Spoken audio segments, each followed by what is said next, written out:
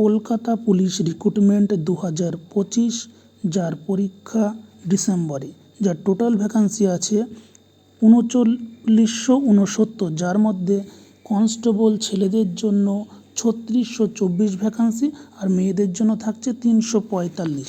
Recruitment pattern বা টাইপে থাকছে প্রথমে প্রিলিমিনারি পরীক্ষা 100 নম্বরের মধ্যে, তারপরে পিএমটি এবং পিএটি অর্থাৎ ফিজিক্যাল মেজারমেন্ট, তারপরে হবে মেন রিটেন এক্সাম 85 নম্বরের মধ্যে, তারপরে থাকছে ইন্টারভিউ বা ভাইভা 15 নম্বরের মধ্যে।